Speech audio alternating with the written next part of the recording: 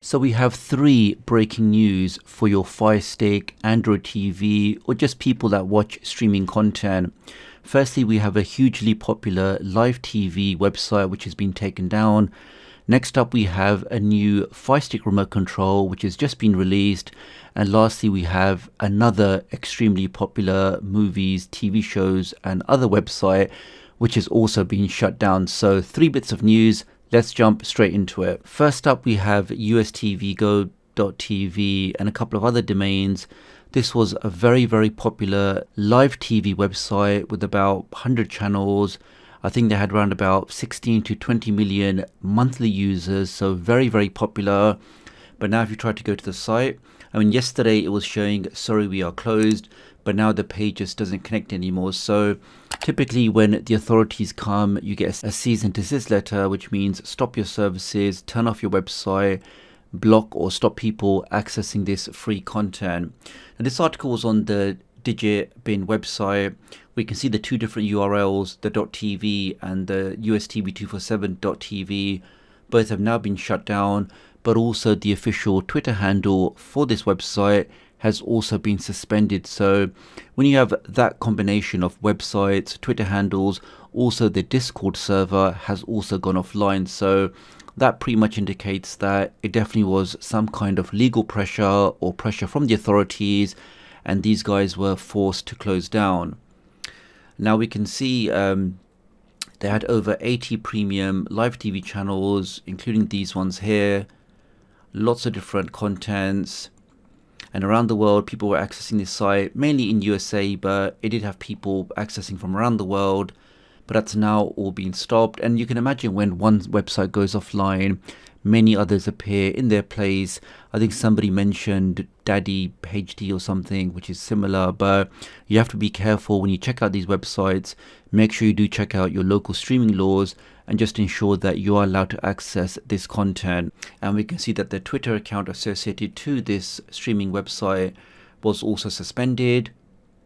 I mean, here they're saying it's a non-clear legal grey area whereby it's a free website, but broadcasting other people's content is where the issue arises, where you're not allowed to broadcast. They don't have permission to rebroadcast other people's content. Here we can see they've got some alternatives, which I'm not going to click on, but generally you can just see that a very popular website, especially when you're talking millions of people accessing a website, when you have those kind of numbers, it doesn't take long for the authorities to come down. They give you an ultimatum and they pretty much shut down your service. So do leave me a comment below and let me know if you used this website before, what you're going to do now. Are you going to use something else, or have you moved on to other official services?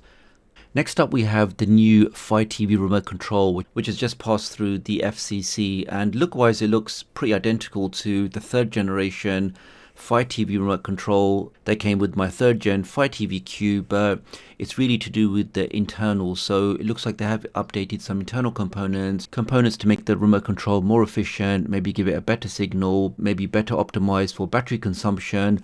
All of that is really an internal change, not really something that you'll see on the outside.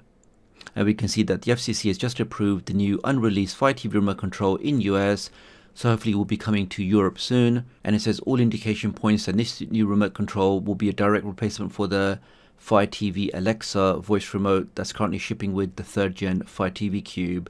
And even though it does look similar on the outside, again it's really the internals. And we can see it has a new ID with this particular model number, and here we can just see that Eli's confirming that the new remote control won't look different, although he's hoping that he may be wrong and we may get some external improvements. Like for example, we know that the Pro remote control does have some custom buttons that you can remap. It would be great if they actually added those features onto these remote controls. And lastly, we have this Qvana 3 application. I mean, this has to be one of the most popular applications in South America, which was an application and also a website, and it ended up being one of the most visited websites in the entire world. I mean, we're talking more than 100 million visits per month. I mean, that kind of traffic, you can imagine why the authorities, Hollywood, all of these film studios had to shut it down. And we can see some more information about the history about the application, what the original website was. And as we've said before, when one website goes down, it's very quickly replaced by clones or similar kind of websites, especially when you're talking about millions of people trying to access that content. you can see why the demand to create applications, websites like this would be very high. And we can see now they've actually broadcast they're using a .be domain. They're publicly saying on Twitter. So it really just seems like they don't care about the authorities. If they do get one website or application shut down, they're just going to rebrand it, change the domain, and put it out for people to use. And here we can just see the traffic again, guys. So it's coming very popular again. And it says at the time of writing, Warner, these big companies again are sending DMCA notices to target this new domain. So it just seems like a constant battle of, you know, cat and mouse or whack-a-mole. Websites get shut down, other websites appear, applications get shut down, many other applications appear, and it does just seem to be a never-ending game of cat and mouse. So that's pretty much it for this video, guys. Many thanks for watching. Do leave me a comment below if you used any of these websites, or if you heard of them, or if you found better alternatives. Do leave me a comment below, let me know, and I'll hopefully catch up with you guys real soon. Thanks.